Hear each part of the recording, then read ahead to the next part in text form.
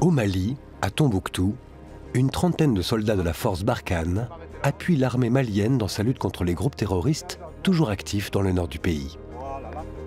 Durant 4 mois, ces militaires ont accompagné et conseillé quotidiennement les soldats maliens pendant leurs entraînements et lors d'opérations conjointes. Exceptionnellement, une équipe du Journal de la Défense a suivi Stéphane, Julien, Baudouin, Rachel et Zahir au plus près de l'armée malienne. Alors, vous faites en ce moment les couvertures. Aux portes du désert saharien, à Tombouctou, sur un site isolé à plus de 400 km de la première base française, une petite unité d'une trentaine de militaires est à pied d'œuvre. Depuis 2 semaines, ces soldats triés sur le volet s'approprient leur nouvel environnement. Parmi eux, Stéphane. Comme la majorité du groupe, il sert au 7e bataillon de chasseurs alpins. Ce montagnard d'adoption est à la tête du détachement.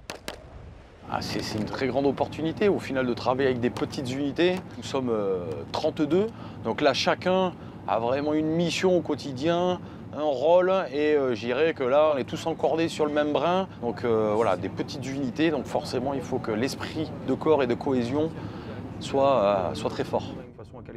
À ses côtés, Rachel vit sa première mission en Afrique. Malgré une certaine appréhension, l'infirmière de l'équipe va se confronter rapidement à la réalité du terrain.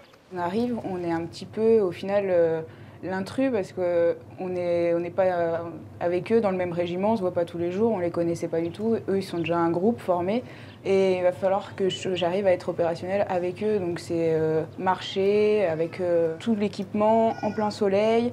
Ça, c'était une expérience que je ne connaissais pas du tout. Donc oui, forcément, j'avais de l'appréhension de ne pas y arriver.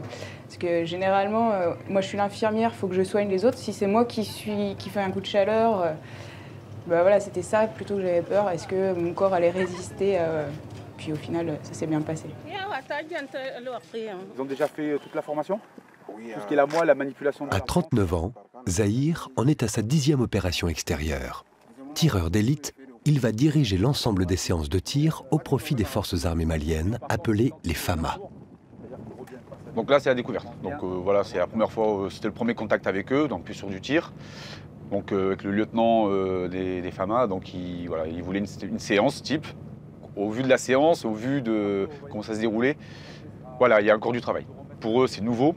Ils découvrent une nouvelle gestuelle, on leur apporte quelque chose de nouveau. Donc voilà, il faut un temps d'adaptation. Mais à terme, ils vont y arriver. Ils y arriveront. Nous, on s'adapte facilement. On est bien un appui. On est bien derrière eux, on est là pour les conseiller, et on est un appui. Ah ok, allez vas-y, fais-toi plaisir.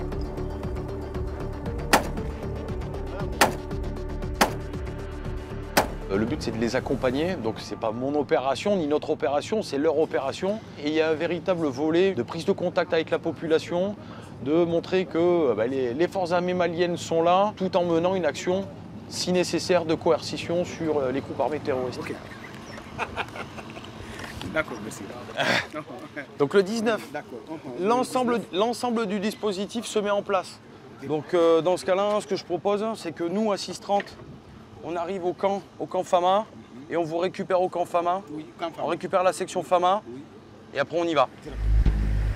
Ce matin-là, les militaires maliens, accompagnés des soldats français, vont mener leur première opération conjointe. Objectif : reprendre le contrôle d'une zone connue pour abriter des groupes armés terroristes. Moi, ma coordination, c'est avec le commandant de l'unité blanc. Ainsi de suite. Donc là, ce que tu voulais faire, c'était une section ici et une autre section couverture. Oui, j'ai dit. D'accord, J'ai très bien dit. Okay. J'ai dit ça. Premier temps de la mission, se prépositionner sur un camp de fortune malien situé à plusieurs centaines de kilomètres à l'ouest de Tombouctou. Vous assurez votre sécurité et notre sécurité alors pour les forces ultérieures. Abana. Mon capitaine. Abana.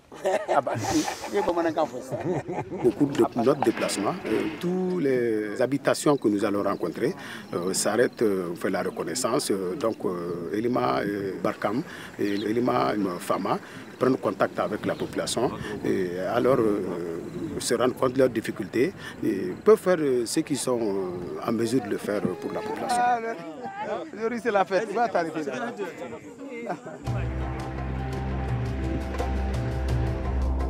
Dans cette zone désertique, la progression est difficile. À de nombreuses reprises, les engins blindés vont s'ensabler.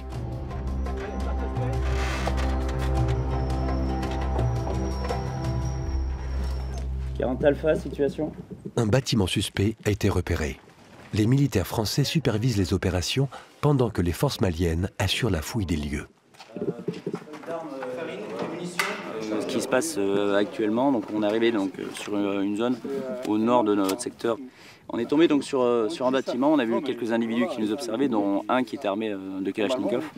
Donc dans un premier temps, on a pris contact avec eux. Et de là, on s'est, avec la coopération des FAMA, on a investi un peu les lieux, fouillé, on a trouvé une dizaine de Kalachnikov. C'est la grenade. Ça, c'est la grenade, tu vois. Les deux qui sont sur la moto engin, c'est eux qui dirigent, tu vois. Ils jettent l'engin sur les deux.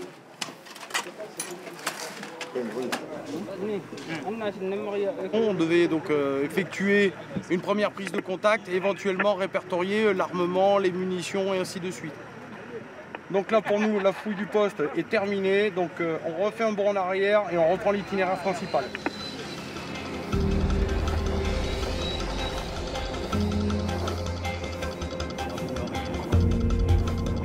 Au troisième jour de l'opération, les machines souffrent et les mécaniciens sont mis à rude épreuve. Pourtant, le convoi doit avancer sans perdre de temps. Pour le coup, ouais, c'est le terrain qui commande et là, pour une appropriation, ça y est, voilà, c'est le terrain, on l'a pris en compte. On n'aborde pas une dune, j'irai n'importe comment. Et alors là, pour le coup, lorsqu'on a un VAB qui est tracté, là, chaque passage est vraiment une manœuvre en soi, mais tout en gardant un dispositif de sécurité autour du convoi. Les FAMA, ils savent faire.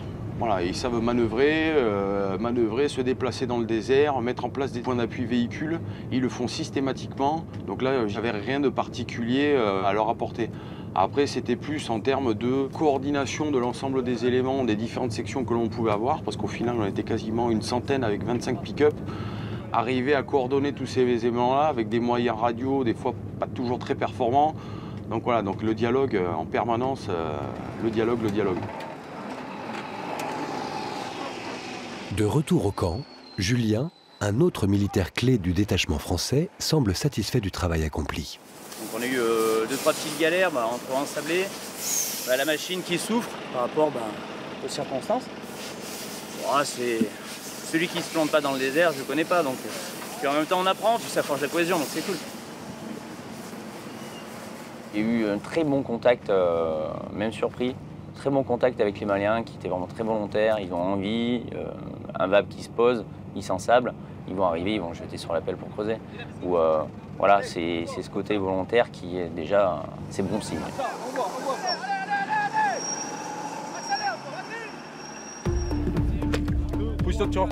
Plus de 2 mois se sont écoulés depuis notre passage à Tombouctou.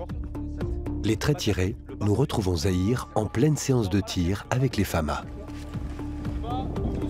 Toujours aussi exigeant, notre tireur d'élite ne ménage pas ses efforts pour parfaire les compétences des jeunes soldats africains. Ces séances d'instruction sont devenues un passage obligé avant chaque départ en opération conjointe. T'as pris où en visée? La visée, tu l'as prise où? Vas-y, viens. C'est où que t'as visé? Non. Pour tirer, t'as visé où? Non mais où la visée? Je veux que tu montres. Quand on va être à 100 mètres, vous visez tous ici là. Vous prenez ici comme visée.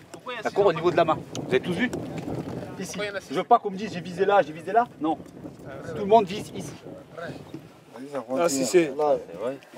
Ah, c'est pas bon. Avec le temps, il faut s'appliquer, surtout la visée, le train de mire le guidon, la respiration, et tout, c'est compris? Voilà.